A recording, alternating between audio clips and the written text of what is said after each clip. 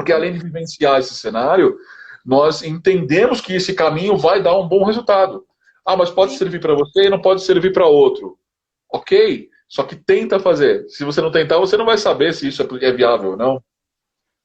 Agora me diz uma coisa, o que você acha quando a gente pensa em filosofia? Como assim? A filosofia ela vai nos carregar para espaços e para conhecimentos que eles desmistificam as coisas. A gente vive tanto no mundo corporativo quanto no mundo educacional, qualquer universo, qualquer que seja ele, profissional, pessoal, enfim. Até com nós mesmos, nosso próprio eu. A gente cria, né, umas coisas na nossa cabeça, a gente acredita que algumas coisas elas fazem super sentido pra gente.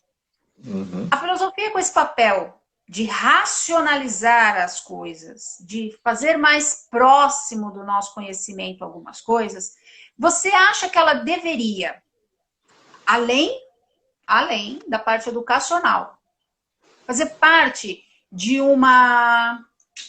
Como é que eu vou explicar? Como uma preparação. A gente está lá. Estamos concorrendo à vaga de redator numa empresa. Aí você tem todo um processo, né, que você faz, um processo seletivo. Você acha que hoje, nos dias atuais, com o perfil do ser humano que a gente tem agora, é mais vantagem eu fazer um perfil psicológico ou um perfil filosófico dessa pessoa?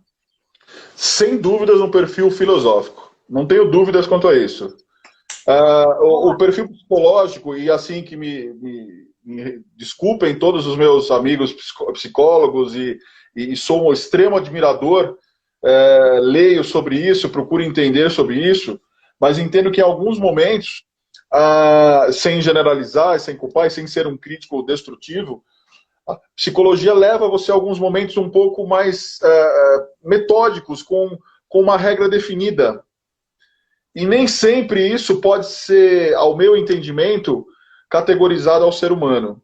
Quando você está tratando de pessoas, esse comportamento ele vai modificar, e ainda que ele tenha um padrão em alguns momentos, ele pode ser alterado conforme a criação, a cultura e tudo aquilo que gerou na vida da pessoa. Então a filosofia pode te mostrar isso de uma maneira mais profunda e de uma maneira mais clara, onde no entendimento de recrutamento e seleção, por exemplo, você compreende exatamente a característica do que aquela pessoa gosta. E você vai torná-la tão confortável a falar que ela vai se autodesafiar e vai querer, e vai mostrar quem realmente ela é. Né? E nem sempre você pode subjugar. Eu percebo, às vezes, testes que estão feitos dentro, ou pedidos, às vezes até no meu trabalho de consultoria, assessoria, para que sejam feitos testes corporativos no recrutamento e seleção. Uma forma de você realmente selecionar e tirar pessoas daquela etapa. E o teste, às vezes, é relativo. A pessoa pode se tornar um exímio funcionário. E aquele teste psicológico pode ter sido um momento. Então, eu entendo que é errado julgar dessa forma. Eu entendo que você tem que conversar, analisar o comportamento, analisar de uma maneira filosófica esse entendimento. Né? A necessidade do resultado te expõe as empresas, às vezes, a querer fazer uma coisa tão dinâmica, sem tempo para as pessoas que estão à frente dessas etapas, no caso, RH, para que ela não tenha a etapa de conseguir realmente construir da maneira adequada como tem que ser. Vou te dar um exemplo, uma frase muito contundente que eu uso para a vida e que dá para usar nesse termo também. Tá? Falar um pouco de música, eu sou apaixonado por The Doors, né? Jim Morrison sempre foi uma grande referência para mim, tanto musicalmente quanto em termos de filosofia e tudo mais. E ele é muito claro quando fala assim, né? Se expõe ao seu medo mais profundo. Quando você se expõe a esse medo mais profundo, você lida com ele e ele desaparece. Ou seja, você não tem mais medo do medo. Então, qual a melhor forma de você trabalhar num processo seletivo do que você ver a pessoa como realmente ela é? Então, gestores, líderes, eu entendo a demanda, entendo as necessidades, às vezes que precisa de uma certa rapidez, mas se você vai contratar alguém, por exemplo, a um cargo de gestão, Não peça para o teu RH fazer a entrevista em 2, 3 dias e te entregar um candidato perfeito. Não vai ter essa é, pessoa. eu preciso que essa entrevista pelo menos tenha, assim, e ainda vai ser uma avaliação inicial, que você não tenha certeza que isso vai se prolongar, que aquele comportamento vai se prolongar, será ainda uma tentativa, né? Um pré-julgamento. Mas que a gente possa ter uma conversa dessa, bater um papo de pelo menos 2 horas à vontade com o candidato. E não faça pegadinha, né? De fazer o candidato sair lá do extremo para poder essa conversa com ele e depois chamar 2, 3 vezes. Não faça tudo num dia. Tente angariar isso da melhor forma possível. E depois que contratar, no processo... Isso é outra coisa que se eu pudesse, eu modificaria. Talvez eu até possa, né? Porque eu estou vendo essa ideia.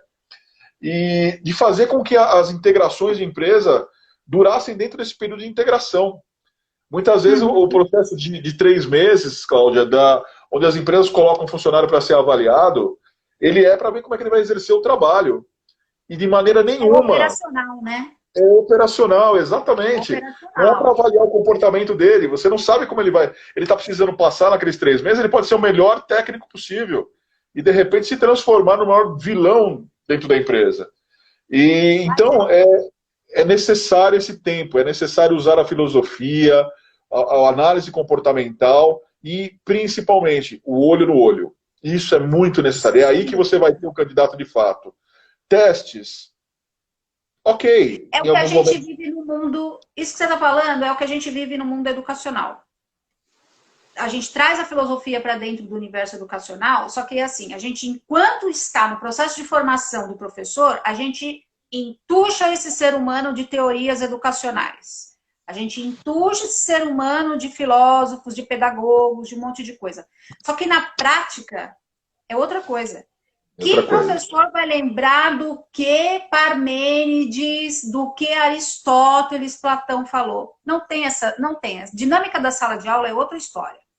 É assim, quer entender o que é prática? Entra e vive aquele universo. E tudo também vai depender de que escola e de que clientela você tem. Ponto.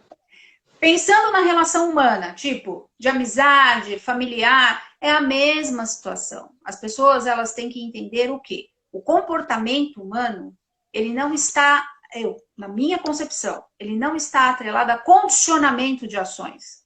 E o que eu percebo muito é um condicionamento humano e não um comportamento humano. Então, é assim, eu sou acionado para dar essa resposta nessa situação. É isso que eu vejo. E todos somos, porque parece que o mundo tornou-se um lugar assim. Ou você dá essa resposta ou você está fora desse padrão. E isso é muito ruim, porque aí a gente vê o número de suicídios aumentando, a gente vê pessoas com depressão, um monte de coisa. Não dá, não dá, não dá, não dá. Beto, a gente já está indo para o final. Eu quero que você me dê as suas considerações. A gente fez isso muito rápido. Tem gente falando aqui que a gente precisa fazer uma outra live, porque esse assunto merece outra live. E a gente vai fazer uma continuidade disso aqui. A gente ainda não falou nada de pré-socrático. A gente nem saiu ainda desses caras.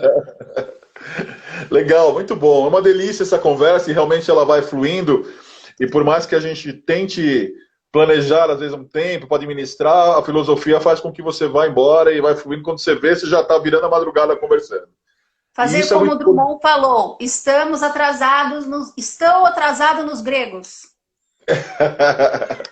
Muito legal. Cláudia, eu quero só agradecer você pelo convite. A equipe do Regentes Concordâncias é sensacional. Recomendo a todos que puderam participar e quem irá assistir a live depois de gravada, que siga, que é uma página muito bacana, muito legal e te ajuda, agrega muito. Transformação é muito importante para todo o ser humano. Obrigada, Beto. Imagina, eu tenho que agradecer a você e a todos. Convido a visitar nossas páginas aqui no Instagram, @beto.camp, @camp Gestão de Pessoas, Facebook Beto Camp, YouTube Beto Camp e LinkedIn Beto Camp. Obrigado pela oportunidade. Imagina, eu que agradeço, porque assim, o bate-papo com você flui tanto que a gente não bota reparo na hora. Então é assim, é conversa para ficar, haja café filosófico para nós. É verdade. Então, pessoal, obrigado a todos. Vocês gostaram dessa live? Uma ótima noite. Boa noite, Beto. Se vocês gostaram dessa live, depois dá uma olhadinha lá no IGTV do Regências, que tá gravadinha lá para vocês, tá bom? Beijão, boa noite. Boa noite, Beto. Boa noite a vocês, a todos. Boa noite. Beijo, Cláudia. Obrigado. Tchau. Tchau.